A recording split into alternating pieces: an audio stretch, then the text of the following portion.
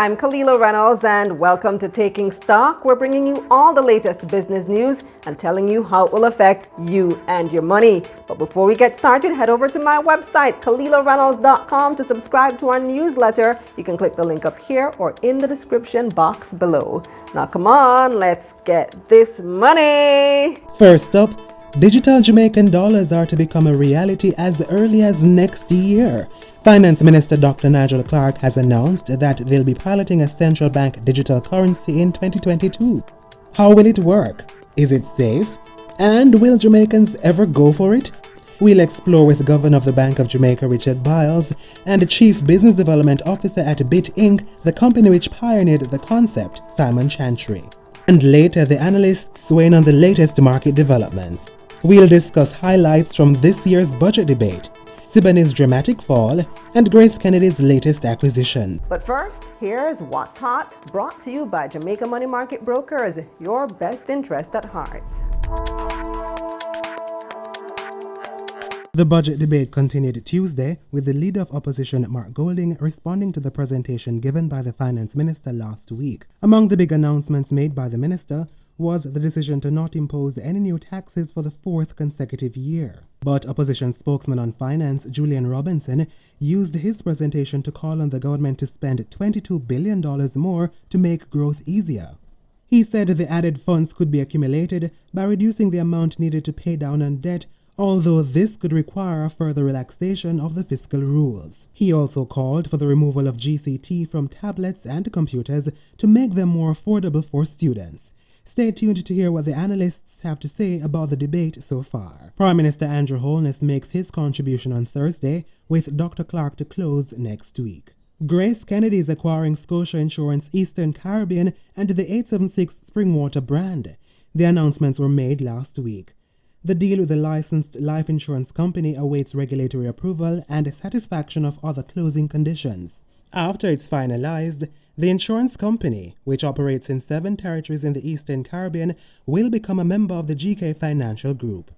Meanwhile, the 876 water brand will continue to be manufactured by Unibev Limited under the agreement reached with GK. The brand will be added to the foods and services portfolio. The prices of both acquisitions are yet to be disclosed. Derriman's deal to acquire Food Services New York Inc. and Good Food for Less, also in the tri-state area, is now done. The announcement to acquire the food chains was made in January. Detail says the acquisitions were valued at almost $9 million. However, that cost was at the lower end of the range set out by the company in its prior announcement. After a 7-year departure from the Jamaica Stock Exchange, the Trinidad-based Guardian Holdings Limited GHL now has plans to cross-list on the JSE.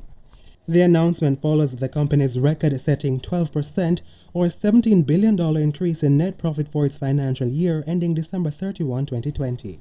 GHL had originally listed on the JSE in 2000. However, GHL's stock price suffered from a lack of trading. It had a nominally high price of $270 when it delisted in December 2013. The company is now looking to take advantage of the high liquidity in the Jamaican market. However, there's no word yet on whether they'll do a secondary capital raise or list by introduction on the JSE. Hospitality company Margaritaville Caribbean Group plans to raise up to $2 million for operational purposes through a bond placement. Mayberry Investments will act as the arranger. CEO Ian Deere says the company is raising the working capital to help the company navigate the fallout in tourism caused by the COVID-19 pandemic. The company operates a portfolio of restaurants, nightclubs, and tours in Jamaica and is heavily dependent on travelers and visitor traffic. Before the pandemic, Margaritaville had planned to float a $6 million bond, but that transaction never materialized. And Palace Amusements has closed all its cinemas until further notice due to government restrictions relating to COVID-19. The company, which ended 2020 as the worst performing stock on the Jamaica Stock Exchange, was looking to make a comeback with a number of special packages and deals. However, with the spike in cases over recent weeks, the government has extended containment measures, including a tighter nightly curfew. The time change has been severely impacting operations, especially at the Palace's new drive-in in New Kingston. It had forced the company to suspend viewings there last month for a few days until Ash Wednesday. What's Hot was brought to you by Jamaica Money Market Brokers, your best interest at heart. When we come back, digital Jamaican dollars? That's in the works as the government tries to include more Jamaicans in the financial system. But what does it mean for those in rural areas without the internet?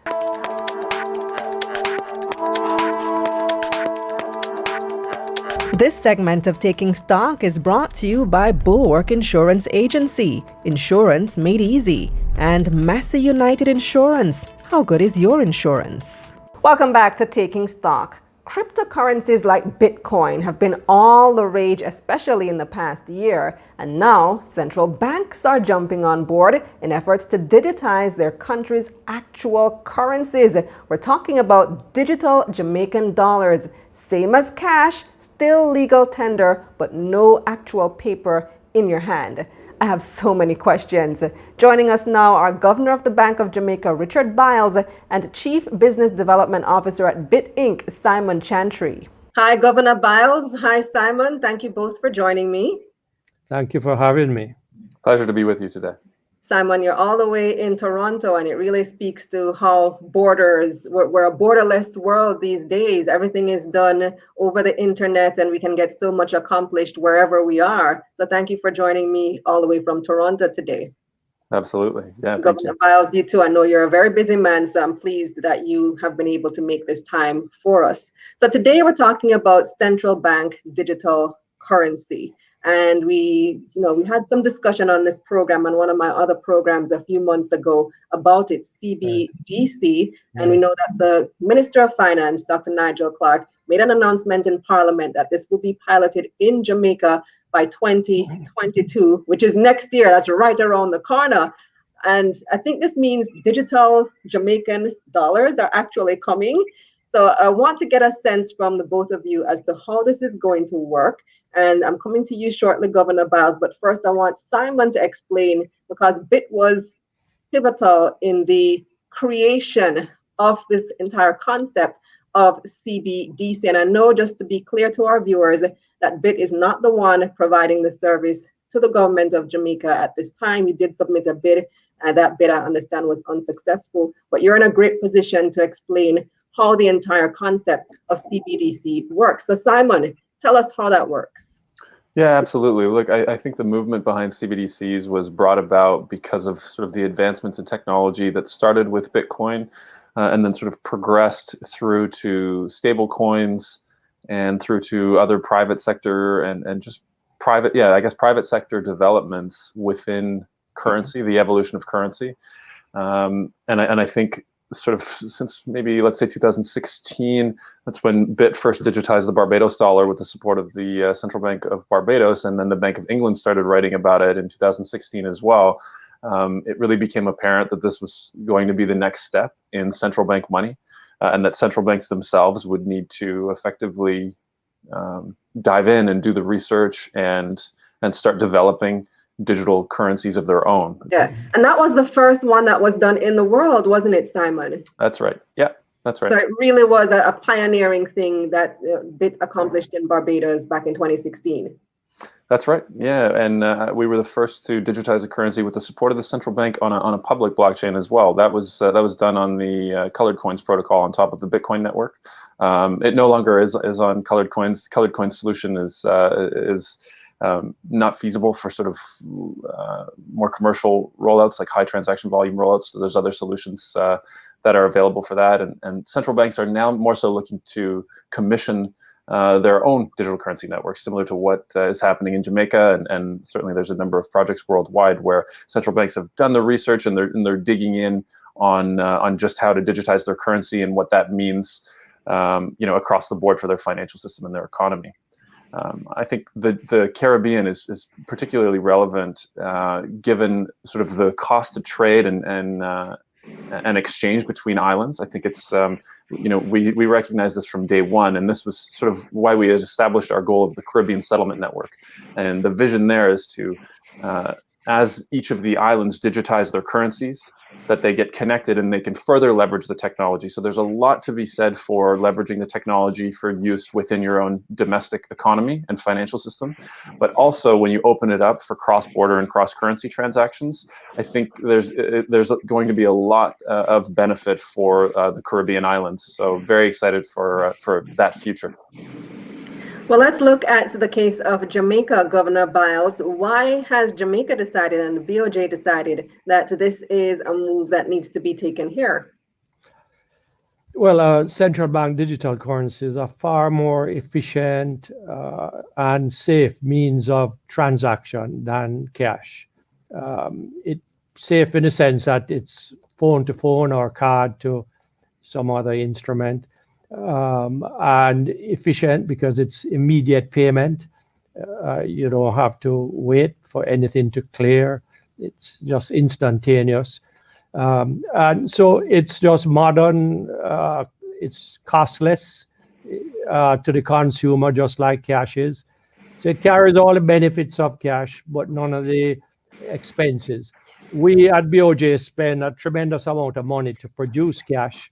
Then the banks use a lot of resources to distribute the cash, and businesses have to pay to keep it secure. All of that disappears the more we replace cash with digital currency. So it has many advantages, not the least of which is to reduce the cost of doing business. So it works exactly like the dollar does, like the physical dollar does, except that it's digital and it's worth exactly the same amount that the Jamaican dollar is worth. There's no trading like X amount equals X Bitcoins and so on. It's exactly the same. Right. No, it's fiat currency and it's exactly the same value as a physical dollar. So, Simon, how is this accomplished? How is it different from using your debit card, for example? You have money in the bank and you use your debit card and that is your money. How is it different from something like that? Sure. So I guess there's sort of two ways to answer that question. One, any of the digital currency that that sort of consumers touch, whether it be looking at your bank balance, transacting online, or using your credit card, that's actually a liability on a private company. So as you deposit money with a bank, that becomes a deposit with that bank, and it's effectively a liability that they owe you, but it's not actually what we call central bank money. So the difference is legally it constitutes a new instrument, and that instrument is central bank digital currency. So if we think of central bank money as reserves, which are only accessible to commercial banks, and notes and coins, well, this would be a third type of central bank money, which just rides on new rails. And I would say that's the second point. This is an entirely new payment rail. So whereas the digital currency that people spend right now, whether, like I said, credit cards or online banking, that's using sort of the traditional banking system that's using credit card networks and ACH networks and certainly the bank's core banking system, whereas CBDCs represent what I call an internet native payment rail. So it's an entirely new payment rail that has been built for purpose for transacting using the internet. So whereas legacy financial infrastructure was developed, centuries, in some cases decades ago, but certainly it's been around and it's evolved for quite some time. And then they had to adopt or adapt to the internet, and they basically had to figure out how to transform the older networks and make use of the internet. While CBDCs and stablecoin networks and cryptocurrencies, these are payment rails that were sort of born out of the internet. So they constitute entirely new payment rails that effectively leverage the internet protocol. I could add that one major difference with, say, a debit and credit card is that there are no costs involved. So to the consumer, there's no cost. Just like cash, if you took $100 out and paid a grocer, there's no cost to you for that transaction. Same thing will happen with CBDC. When you use a debit card or a credit card, somebody has to pay the financial institution, whether it's a merchant or it is a consumer. So in the case of CBDC, there is no charge to either the merchant or to the consumer. So then where is this digital money stored? Are you saying that I don't need to go through a bank? Like, how do I access Right. this cash? Right. So it will be distributed from us to banks and payment service providers, and they will then distribute it out to their customers. So you can go and buy digital currency, say from your bank or through an ATM machine. We certainly hope that will be one route. And you can then use that to pay every merchant. And a merchant can give you credit also for cash if he has CBDC currency. So after a while, it will be prevalent, and the exchange can occur between cash and CBDC currency at almost any point in the transaction chain. And what is the expected platform? Will we be doing this using our cell phones? Do we need a special card or chip? How does this work? Well, I think that cell phone will be the most prevalent means, but we can also put it on a card. And so long as the merchant has something to read the card, the transaction will occur. But even if you don't have internet, you can use CBDC. Because it's value on your phone that you can use a special code to pass to another phone, and in that way make a payment, even if there's no Wi-Fi or internet. One of the things you mentioned, Governor Byles, is that at least in the initial stage, the central bank is going to be issuing this currency to the banks and the payment providers, and they will distribute it to their customers. But isn't one of the objectives to promote financial inclusion? So a big problem that we have in Jamaica is that a lot of people are unbanked. And so is it the case that those people won't have access to this currency? Well, that's a big challenge to us. And the way that we intend to address it is as follows. The telecoms have perhaps the largest customer base in Jamaica. Every Jamaican literally has a phone or two. And so the idea is to work with the telecoms to recruit their customers to be CBDC holders. So through a simple app, they will be able to upload their information to open a simple bank account. And having been approved to have CBDC, well, they are now included in the financial system. So we have a thing called simplified KYC, Know Your Customer Code, which has been enacted from January of last year. And in addition to a new identification program that the government intends to roll out shortly, it will be an easier process to join a bank, and to join a bank at a very simplified level that you can use CBDC. So by that means, using the telecoms and the simplified process of opening a bank account, we hope to recruit hundreds of thousands of customers of telecom companies to be bank customers. Well, I sure hope that materializes, and I think this is a good place to bring Simon back in. Simon, what has been the experience in Barbados in terms of adoption of CBDC? Has the population gravitated towards it? So just to clarify, in Barbados, we run our network called M-Money, which is sort of a synthetic CBDC. It's actually full reserve. So the central bank hasn't been issuing new currency using the platform. They have approved us for operation. But it's not an official CBDC. So in the Eastern Caribbean Currency Union, where we are engaged with the Eastern Caribbean Central Bank, we recently just completed our first merchant transaction. So we've been spending the last 2 years tailoring our digital currency management system to meet the requirements of the Eastern Caribbean Central Bank, and it's pretty much all set for the full rollout. As I mentioned, we completed the first merchant transaction, and we're setting to go live I believe within the next month or two. And so I'll have to report back on how adoption goes within the Eastern Caribbean Currency Union. Certainly in Barbados, we've seen quite a pickup. I think we have maybe 15,000 or so active users and growing. The government of Barbados is using our e-commerce solution to accept payments online for different government services or licenses.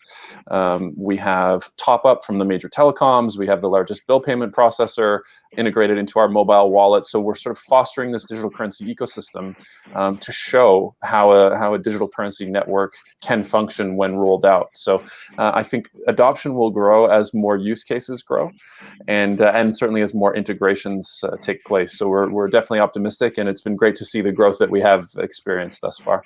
15,000 is a bit small for Barbados. That's what, about 4% of the population? Yeah. What have been the attitudes of the people towards M-money? Is there fear about it? What do you find have been the challenges in getting greater acceptance? Yeah, well, our biggest challenge, to be honest, is lack of integration with the banking system, because and people still want to be able to transfer easily to and from their bank account. And the banks have not been open to collaboration in that sense, just being completely honest. And so I think, for CBDC pilot projects internationally, participation from the financial institutions is definitely important. And as much as we're looking to target the unbanked and people who do not require a bank account, it really is an ecosystem play. A digital currency network is a network, and that means the more individuals that are taking part on that network, the more successful the network is going to be. So you need banked and unbanked. You need as much trade and commerce to flow on these rails as possible in order for them to be a success. So I would say that's been one setback from us is the fact that the financial institutions haven't yet joined this network and enabled their customers to make payments on the M-Money network. So just sort of underscore, while this solution, again, doesn't require a bank to use, we benefit from network effects when more stakeholders are integrating and taking part. Governor Byles, do you anticipate that you'd face that challenge here in Jamaica, given that it would be a central bank-led initiative, an actual CBDC, as opposed to M-Money in Barbados, which is not a CBDC? So because the central bank is leading it, you expect that the financial institutions are going to be on board immediately? Yes, and we have been engaging them. I mean, we've had several discussions with them, and every occasion we have to meet, we discuss the CBDC. So we expect them to be fully on board with us. It's a big win for them, if they can reduce their use of cash, which is a big expense on their part, they will be a winner. The telecoms, if they can get more traffic over their rails, it's a big win for them. So I see the telecoms being winners, the banks being winners, businesses being winners, and the consumer being winners. Because for the consumer, it's cheaper, safer, more efficient. Simon, given that you've pioneered this in Barbados, why hasn't the Central Bank of Barbados gone full scale with CBDC? That's a good question. Perhaps not a question for you, but you might have some insight as to the reasons they've been giving you. Yeah, look, I guess what I would say there is, this is an international sort of phenomena, and as I mentioned in my sort of opening remarks, I think seeing how digital currency has evolved over the last decade, and again, it began with Bitcoin. Bitcoin is sort of what initiated this whole thought process of using the internet as the core rail, and sort of the concept that you should be able to send currency as easily as you send an email or a text message, right? And so I guess all I would say is that different institutions move at different paces, and this is again, you can look internationally. So it's no slight to Barbados. It's basically it's a factor of, or rather, it's a product of sort of risk assessment and willingness to innovate, as well as I'm sure a number of other institutional considerations from within that I would have no idea about. So when you look on an international scale, the Bank for International Settlements have been publishing some really interesting surveys. And these surveys have come out, I think there's been 3 of them so far, and they just sort of show growing numbers, right? Like back in 2017, there were only a handful of central banks that were even researching CBDCs. And so we just see this slow growth over time. And now I think we have maybe 80 that have signaled that, yes, they are actually looking into central bank digital currencies, and they've either done internal research or public consultation. And then, a smaller subset of that group has actually moved toward pilot projects or feasibility studies. And so, look, it's an international trend, and I think, again, institutions will move at their own pace. So I definitely commend the Bank of Jamaica for taking a step in the direction of innovation and embracing sort of the technology. And how many of them have actually piloted or started using CBDC? Well, one of the most significant is also in the Caribbean. It's the sand dollar with the Bahamas, right? A number of countries have been piloting wholesale CBDCs, which is kind of like a technological upgrade to an RTGS network. It doesn't represent as much of a leap in policy and technology as general purpose or retail CBDCs. So probably the biggest example of a CBDC, a retail level CBDC pilot, is going on in China. So China has 4 cities now where they're doing preliminary testing of the DCEP, which is a digitized version of their currency. And certainly that's the biggest country to be. Well, I think it's the biggest country in the world, but by population, but it's the biggest country certainly to be doing a central bank digital currency. So, the trend is here, and more of them are moving. I guess we could look at Sweden as well as piloting digital currency. So they're all at varying stages, but certainly, full recognition to the Bahamas, to the Eastern Caribbean Central Bank, to the RICS Bank, and now to Bank of Jamaica for joining the ranks. Governor, I think one of the biggest challenges that you're going to have is that skepticism by traditional, let's call them traditional Jamaicans, who are just used to that physical cash, who are afraid of the banks. They don't trust the banks. So to make an even bigger leap than trusting the banks, I have to trust this digital currency that I can't hold and feel in my hand. I can't touch and feel in my hand. Do you think that you will be able to reach those people? Well, it's going to take quite a campaign. But I would say that some of that skepticism has been eroded in the last decade by just cell phone technology. Everybody gets credit now electronically, so they're accustomed to value traveling from phone to phone or from merchant to telephone. So I think they're accustomed to that, and it's not such a big phenomenon to them. But yes, and we expect that cash will coexist along with CBDC for a long time. But more and more, I think the tide is in favor of going electronic with transactions. And I think in addition to that, assuring people that it's safe will be extremely important, that somebody can't come and hack into your account and steal all your digital money. Right. So we'll have to do a great job at that. And I think we have the technology to do that. But we still will have to do a good campaign to get the ordinary Jamaican to feel comfortable. Simon, I want you to have the last word on that point about safety of CBDC. Certainly, it's a huge consideration, and it's something that we take, very seriously from a technical perspective. So, the sort of requirements that a central bank look for in companies like Bitt, who actually provide central bank digital currency solutions through the central bank to the general public. Obviously, we have very, very extensive requirements that have to be verified across a number of different institutions. So it's incredibly important, and we certainly take it very seriously. And we remain open to our friends at the Bank of Jamaica to help wherever we can. Well, thank you both for joining me. I really appreciate it, and I look forward to the pilot next year. Thank you for having us. Thanks for having me.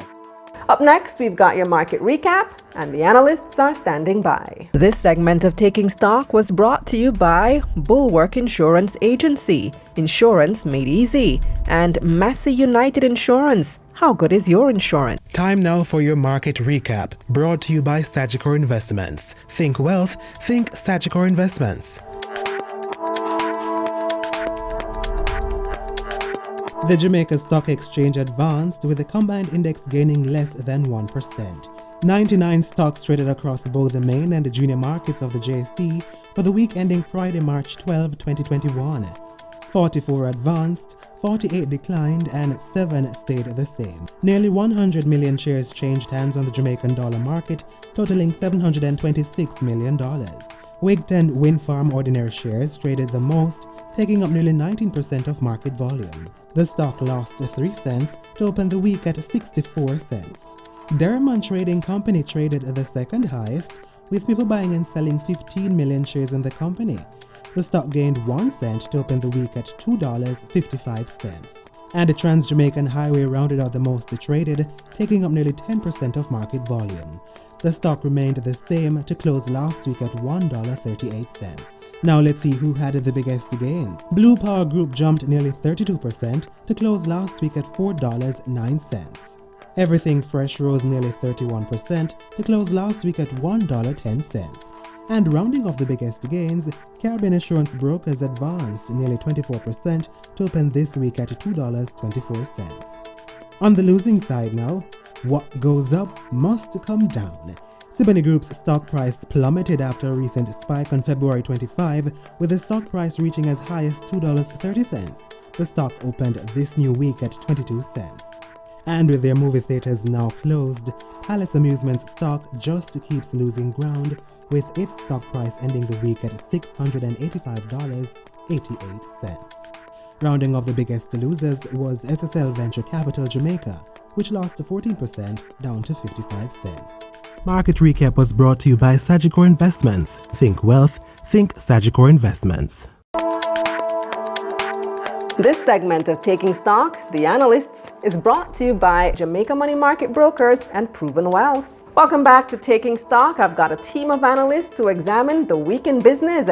I'm joined by investment analyst at Proven Wealth, Julian Morrison, investment research and sovereign risk analyst at JMMB Group, Leovani Dillon, and business writer at The Observer, David Rose. Hi guys, welcome back. Love to have you on. Hey, Kalila. Thanks again, Kalila. Hello. Thanks. Good to have you. So the big item of the week has been the budget debate is taking place. The finance minister, Dr. Nigel Clarke, has made his presentation. So too, at the time of this recording, we've had the rebuttal from the opposition spokesman on finance, Julian Robinson. And there are some big takeaways. There are some big announcements made in this year's budget, being a COVID budget. So let me hear from you first, David. What was the main takeaway for you? What stood out? Takeaway from me was the removal of the customs administration fee for exports under US $500, and that's basically cut about 75,000 JND. And the reason why that is such a big takeaway or advantage for exports is because, as Nigel Clarke pointed out, the majority of the exports that got hit with this CAF, which is CAF, it was basically exports that were under small amounts. In this case, majority under $100. And the thing is, in this environment, we're trying to increase exports and join more foreign currency into Jamaica after direction towards tourism. You want to encourage micro entrepreneurs and small businesses to actually be generating more income through tangible goods and services. So, more of this actual fee, as Nigel Clarke pointed out, only cost the government $70 million, which in the grand scheme of things is a drop in the bucket, considering that this will actually increase or encourage persons to actually export their goods more and actually retain them more money to actually reinvest in their business. So that was a major takeaway, and even Richard Pando, who was the president of the Jamaica Manufacturers and Exporters Association, agreed with it. Absolutely. So the aim is to encourage exports, and this will help us to earn US dollars, valuable foreign exchange that we're short on right now. And I've been saying this since, over the course of the past year, that we need to, at this time, be encouraging exports since we're not getting the money from tourism. Fortunately, our friends abroad, our family abroad have stepped in and been sending additional remittances, but exports are the way to go. So this is a great move. If I'm selling a $25 t-shirt on my website, KalilaReynolds.com, shameless plug, I don't have to pay that $3,000 customs administration fee, which is almost as much as the cost of the item itself. So Leo, a big announcement as well. No new taxes, which was Yeah. a relief. Were you surprised that there are no new taxes this year, Uh, given the situation we're in?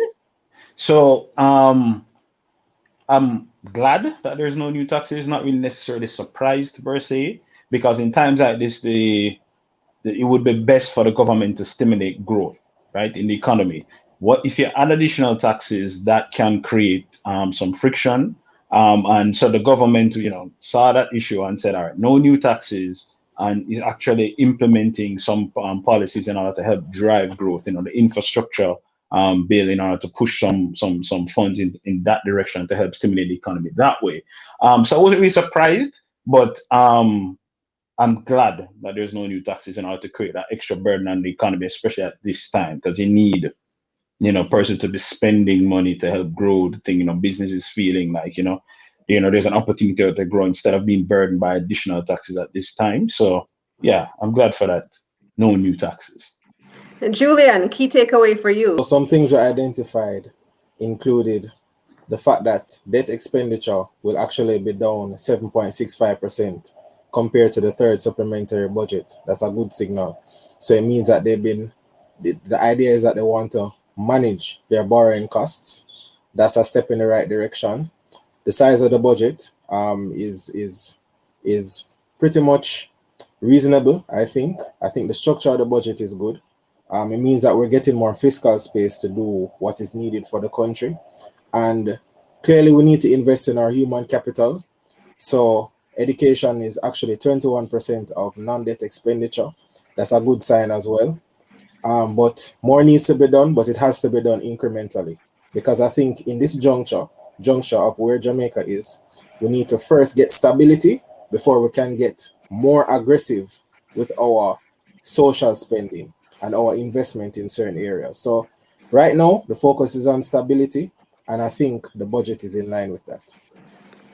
There's this big Serve Jamaica program, and they're increasing capital spending and trying to boost employment. Part of it as well is an incentive to elderly people to get the COVID-19 vaccine. So there's a $10,000 incentive if you've been vaccinated and you don't earn an income. Essentially, you're not earning a paycheck or a pension more than $1.5 million. You can qualify for this $10,000 incentive, or cash grant as they're calling it. I was having a debate with some friends earlier, and one of them was making the point that person didn't think that this should be done, that people still have, they weren't comfortable with the fact that people were being offered an incentive to get the vaccine, given concerns about the vaccine. What do you guys think about that? I want to hear your opinions on it. Leo, let's hear you first. All right, so I understand what the government is trying to do in terms of to encourage use of the vaccine, especially among elderly people, because they're most susceptible to the virus in terms of adverse conditions, dying from the virus or having issues. So I understand that perspective. The optics though can come off a bit like you're paying persons in order to take this thing, and then of course the concerns, as you say, there are concerns out there. I don't think the data is fully out on that. So it depends on which vaccine you're talking. So let's say the AstraZeneca vaccine. There's been reports recently that it's caused some blood clots in some individuals, or at least they believe it may be the cause. So they actually have halted usage of it for a while in like Denmark and I believe Norway, right? That being said, though, the official data isn't out on that, because there's other reports that are saying what you're seeing in terms of the blood clots is actually no different from regular blood clots in terms of the rate. It's no different from persons that haven't taken the vaccine. So there's no direct link necessarily, but that the narrative is out there about persons being relatively fearful of vaccines, especially like this one is relatively new. So any news item that gives persons a little hesitancy is gonna blow up in terms of this, how much persons pay attention to it. That being said, though, net, I think is all things considered, I think is a positive move, and I think the idea as well, because remember, what can happen if these elderly persons get the virus and they end up in the hospital? What's gonna happen is that they're going to, besides them being at risk, persons that have non-COVID related issues that come into the surgeries and different, taking care of different ailments, they're gonna have a limited resource now because a lot of the resource is taken up that way. So the push to try and alleviate the pressure of our already, medical systems already under pressure. I think the government tried to, pull out all the stops and basically do everything within their power to try and get the most vulnerable in the best position to put less pressure on the system. I can't really say I have a problem with it though. So I think net, all things considered, I think is a good move. Julian offering a $10,000 incentive to elderly people to take the vaccine. Agree or disagree? Well, I think it's not a bad idea because it could be that the incentive could increase the rate of vaccinations. So it means that because people are now being enticed monetarily to participate, it could increase the pace at which these vaccinations are deployed. And speed is the name of the game in this scenario. It's very important to ensure that the footprint of the vaccine is spread as widely and quickly as possible in order for us to stabilize things in less time. So in the context of speed, I think it's a step in the right direction. David, your take on it? No, I agree. Right now, we are seeing the effects of this increased spike in COVID cases on our health system. We saw the recent case with a 17-year-old girl who died at UA. We saw a case of a registered nurse at KPH. And you're seeing that general stress, extreme stress on the system right now. 13 out of the 22 hospitals we have in Jamaica are actually at capacity or are basically full. And what's happening is right now is that you're having persons who have in general conditions, regular, probably get a stroke and a car accident or some incident. And because of that debilitation or that breakdown in the health system, your quote unquote risk for death or further impairment has significantly increased. So even persons are going to be like, oh, why are you going to give incentives for persons to taking the vaccine? Remember, we need to get the population, percentage of the population, probably up like 65, 70% inoculated with the vaccine in order to be actually, you say, herd immunity. Because until we get to that particular position of herd immunity, you're going to see a continuation in the health system. And the thing is, even though the Prime Minister, Mr. Andrew Wallace, has said that he will not lockdown is off the table, that's the last thing he wants to put out of his card because it basically kills a lot of economic activity and creates further strife. So you actually want to encourage persons to take the vaccine. Different doctors have explained their symptoms after taking the vaccine, some fevers, headaches, and so on. But vaccines have been around for a long period of time. I heard a report on the news Friday morning saying that out of the 2,000 and something people who've been vaccinated, only 12 have reported any side effects, and all of them were mild. So that's encouraging. Do you all plan on taking the vaccine when it's available? Freedom is the name of the game at this point because freedom is the name of the game. So that's a yes right for David. Leo? I would take it. Julian, you're going to take it? Definitely. I think, and this is just my speculation, I think we're going to get to a stage where we won't be able to travel or partake in certain activities without a vaccination. It hasn't been said, but that's just my guess on where things could go next. So I think so too. Trust me, I'm in line. As soon as it's available, I'm right there. I'm going to take it because I'm tired of COVID-19 by now. I'll have COVID fatigue. You can't move how you want to. You can't travel how you want to. You have to wear masks everywhere. I think the sooner we get to that herd immunity, the better. And the vaccine will help us get there. So that's my position on it. Let's look at some market developments in the past week. David, I see Ciboney has crashed back down, as he said in the preliminary remarks, down to hell, if you want to call it that. So what happened with Ciboney? People actually take profits, and that's quote unquote hype and speculation just vanished after that release to the JSE by Ciboney, where they said that they don't have any material information of a potential buyer or takeover. And after that news came out, profit taking just started to go very rapidly. And what you have to see was that more persons were coming into the sell queue, putting in order to sell the stock, it created further selling pressure on overall stock price. So you saw the stock price from like $2.20 peak, rushing back so far even up to Friday to 30 cents. and that's just and every day it's halted. And the thing is, if you bought any particular price above the current price, you're just trying to get out to just get your cash back and just not be stuck with the stock. Because the thing is, even though stocks technically can be assets, not necessarily every brokerage firm or even, as you said, bank are going to take on this stock as a quote-unquote asset because it's relatively liquid and the company itself is just a shell at this point.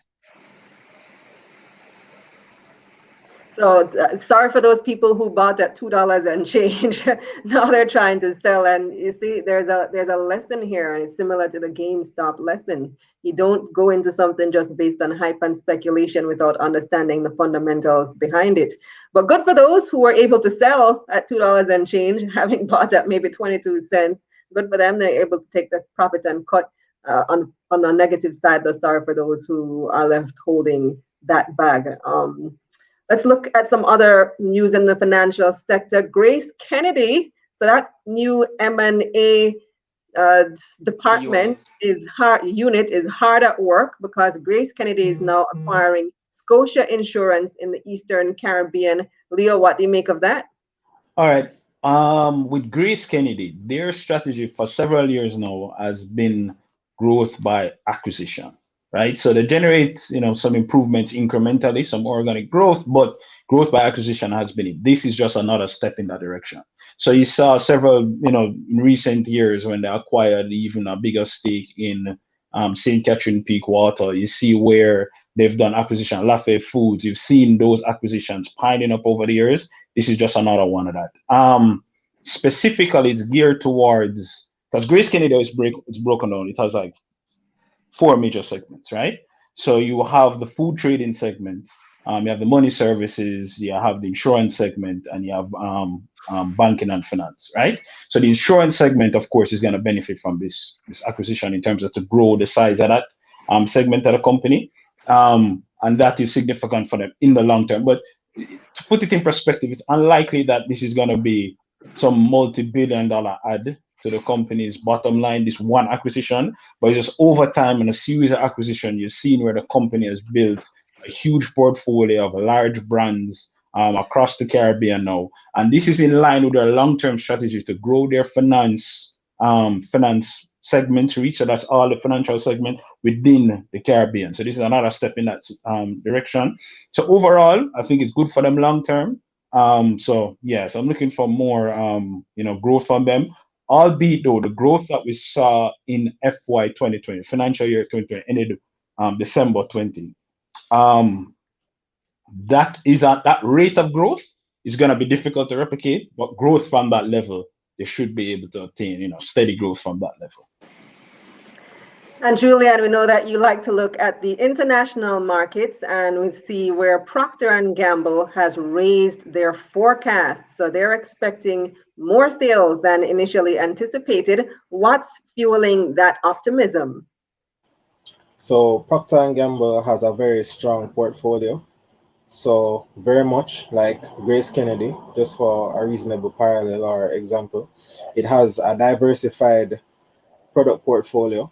A lot of it is personal care products and also healthcare products. So Procter & Gamble is able to tap into diverse revenue streams, a wide cross-section of geographical areas, and that has really boosted their earnings, especially when healthcare came to the fore for consumers in the midst of the pandemic. And two, the beneficial effects of what is called the stay-at-home economy on businesses that sell personal care items. So net profit went up 11.39% to 8.13 billion. The revenues grew 8.39% to 39.96 billion. However, equity took a hit by about 1.5%, and it's now at 16.88 billion. That's because debt picked up, so they had to borrow more to do some more reinvestment in the business in order to fuel their working capital a little bit more. However, it's not concerning. Their balance sheet is still healthy. Their net debt has been improving, meaning that their cash has been growing at a faster pace than their debt over the last 3 years. And their cash flow from operations is actually up 9.4% to 19 billion. So the stock is at 126. The last time I saw it is 126.91 cents. It trades on the New York Stock Exchange. The PE is around 24 times versus the sector average of 21 times. And this is justified by relative outperformance. They've been doing very well in terms of their cash and also their growth plans because they're still in investment mode, even though they are large. They are what is called a dividend aristocrat. So the dividend yield is attractive. It's about 2% the last time I checked. It could be a little bit above that. However, the stock is down about 14% from its 52-week high. So it's an opportunity worth looking at, and it is a company that has a very strong track record and experienced management. Remind us, what are some of the brands under Procter & Gamble? Procter & Gamble. The first one that comes off the top of my head is Colgate. If you look on the back of it, you actually see the P&G. There's several others. I just can't remember all of them because it's so expansive. Yeah, many household names. Bounty as well? Several. Pardon me? Bounty?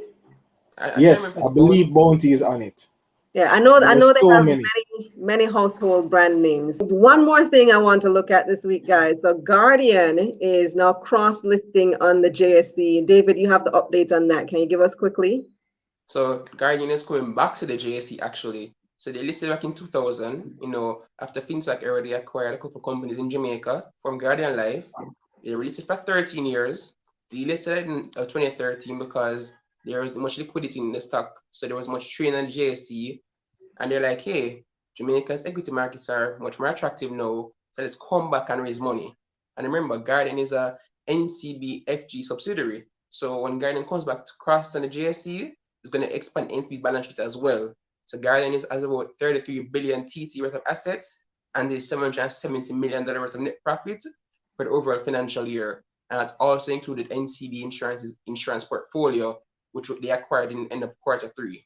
You're expecting significant interest in Guardian? Well, it depends because the thing is, Guardian's price when you convert it to JMD is currently about $500, but the company is showing at a PE of about 7 times. 500 Jamaican dollars would be the stock price? So in TT, it's about 300 Jamaican dollars. It's $23 basically.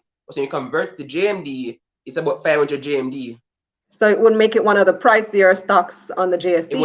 It was actually one of the most expensive stocks before it delisted. It was trading around $270. But the thing is, that was a time when persons were saying, I don't like to buy stocks at high nominal prices. But you have NCB right now trading at 140 comfortably. So when Guardian comes back, it's going to be very interesting. NCB Capital Markets has said that they're going to make a market for it. So if it's for them to split the stock in Trinidad first, before they come to cross this tier, fine. But you're talking about a company that's trading at PE of 7 times. Just got NCB Insurance Company's portfolio and is still growing and expanding in the Caribbean along with Jamaica. So you don't want to say this discount and say, hey, it's expensive because $100 per share. There's one company that's trading at 7 times earnings relative to its price, and it's still growing its overall balance sheet as well. So pick your poison, but it's a great firm. Interesting. I'll be watching to see how the market reacts to that one. Thanks, guys. Good conversation as usual. Thanks, Kalila. This segment of Taking Stock, the Analysts, was brought to you by Jamaica Money Market Brokers and Proven Wealth. That's our show for this week. Thanks for watching. Make sure you like this video, subscribe to this channel and share with a friend. Also subscribe to our newsletter at KalilaReynolds.com and turn on those post notifications so that you can be the first to see all my other features. We want to help people learn more about money so we can all get this money together. This week on Money Mondays JA, I'm giving you highlights from this year's budget and find out what I really think about it. And on Money Moves JA, we're looking at more initiatives from the PSOJ's Access to Finance for MSMEs project.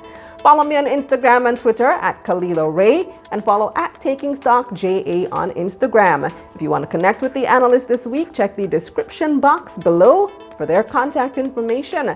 Also visit our website, KalilaReynolds.com, for financial information you can use however you like it. Watch, listen, or read.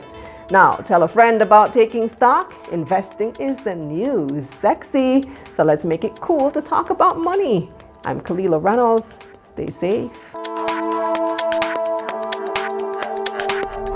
Let's get this money.